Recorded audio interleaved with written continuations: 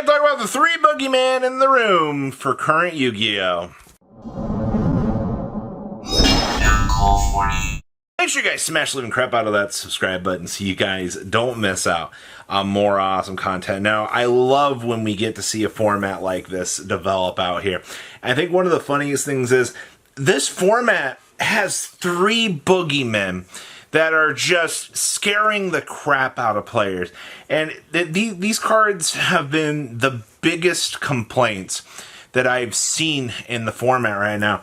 And the boogeyman, the first one is Dimension Shifter. Now, you guys remember, good old Shifter out here. The ability to start an entire banish pile for 2 turns at the cost of just sending it from your hand to the graveyard. Oh, so cool. So awesome. So unfun for people. And Shifter, we're in a format right now where you have like mermaids that are trying to do things. You bell players are, getting angry at you because you just took away their graveyard. And then of course you have Snake Eyes as Amina that's like, I want to put cards in my graveyard because I want to Promethean. Can you not use this card to create this unfair game state? And I get it, all right, but Crossout Designator has been showing up. The big thing with like trying to counteract the whole Dimension Shifter thing is, if they go first, they're just gonna. If I go first, I'm just gonna Shifter you. All right, like, okay, if I'm playing Tenpai, sure, draw face Shifter. All right, like, what are you going? You can't Crossout Designator that. All right, that's why, like, to the people that are looking at trying to play Shifter as like a the crossout target in the main deck, it's not worth it. You're better off siding it so that, when you do know you're going first, that, when they Shifter you, you can take advantage of that. The problem is, in that situation where they go first, they blow you out. And also, Dimension Shifter existing for multiple turns is ridiculous. And, Malice is coming out here in the future. Like, nobody's going to sit here and going to ignore the fact that in the near future, you're going to have a deck that's going to be utilizing this. And, we already do kind of have a deck trying to utilize Shifter right now. Hi, Ritual Beast. How are you guys? I know you guys are trying to look at this and you're like, hey, this is a cool option. Ritual Beast can do things. We can Protos lock our opponent. We got the tools to do so. But it's still a 2-turn skip. Your turn, your opponent's turn, your opponent's turn into your turn, that you just, either you pass or you're just like, well, I lose now. Like, that's boogeyman number 1. The second is Mulcharmy Fool Wars and his little brother Perua. The squad of Mulcharmies out here.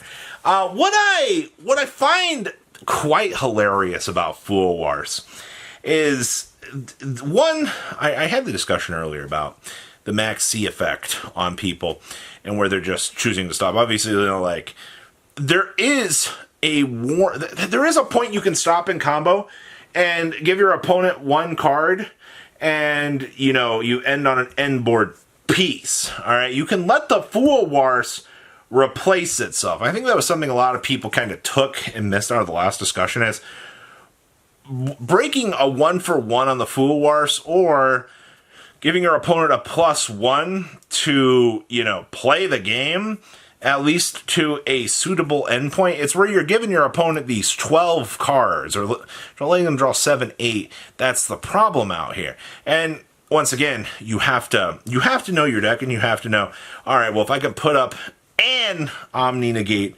or something out here, or at least some sort of potential power card that I can try to play the game with at the cost of giving my opponent 1 to 2 cards, I think it's fine. But the thing out here is, Fool Wars has slowed down the game. All right, but the problem is, when you have a deck like Tenpai existing in the room that breaks this slowdown.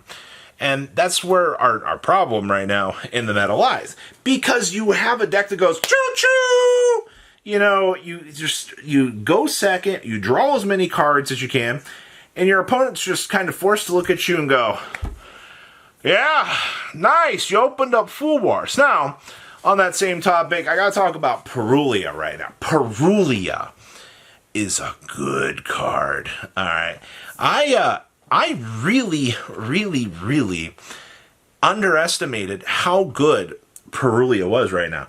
Especially when you play against Dragon Link, who needs to buy steel from the hand.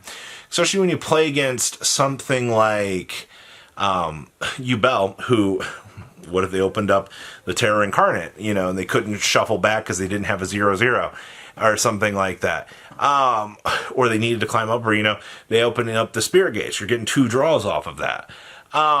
They can obviously end on a board piece for sure, but it's just in combination with Fua. It's so stupid. I have Fuad and Perua. I've also found myself activating Perua if I have it before the Fool Wars, because I'm scouting for, like, Ash.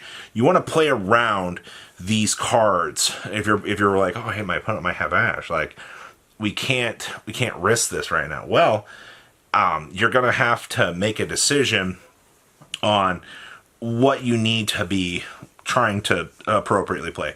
Like, if they Ash the Fool Wars and you tried to shotgun it first, well, it's not worth it. All right. All that being said, though, for sure, the Mulcharmies are some of the scariest cards in the format. Obviously, Dimension Shifter does the force stop on your opponent. It forces your opponent to not be able to play the game.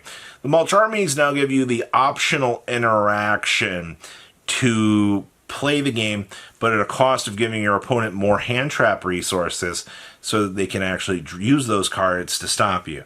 I guess it's a fair trade-off from the unlimited board power that these decks actually have. And the last one is actually going to be Raigeki, or rather, the Board Breakers, as we're going to call them. Raigeki, this is so freaking funny to me, that Raigeki has just become one of the scariest cards in the room for players right now. And it's not even because Raigeki itself is just a free board wipe. It, Dark Hole, Lightning Storm. It's because you have the Mulcharmies and Shifter existing right now, that if your opponent attempts to make a board, you just don't care. All right, there's no Omni Negates now. All right, having Raigeki at full power, like, if you say you wait 10 minutes for your opponent to put up a board with one Omni Negate, for example, with being like Silvera for Azamina, well, you can do something to bait that negate, and then you can just activate Raigeki, clear their field. I don't see a problem with having cards that exist and the premise of going second, and I think, quite honestly here, that we're going to see some very strong going second developments warping out of this format. This is the first time in a long while that going second is a viable option. And we saw going second Strikers develop years ago, where people were playing evenly matched. All right, and it's been 4-5 years at this point. Actually, it's been like 4 at this point that we've kind of returned back to that, with Skystrike coming off of the YCS showing us, hey, going second options, they exist. You can board break so easily right now, like, it's actually kind of insane. So that's why these cards become Bogeymen, because, you know, oh, you had the card that just destroys me. Like, this isn't fair. This is ridiculous. I mean, yeah, it is. But these are the scariest cards in the current format. And they are all very real cards that you are going to have to find yourself trying to deal with here in the future. It's also just one of those situations that the game has evolved so much at this point that we've found ourselves going back full circle right now. Yeah, the Mulcharmies did their job. Shifter's an entirely other existence, and having as many board breakers present in the game, I think, is healthy, actually. All right, just play some gosh darn trap cards in your deck and actually defend yourself. But we're just at an interesting impasse. So those are the Bogeyman of Yu-Gi-Oh right now. Make sure you guys leave a comment down below. Is there any that you want to adjust out here? And yes, I know Dominus Impulse does exist, but these are the scariest ones. Patrons, thank you. Thank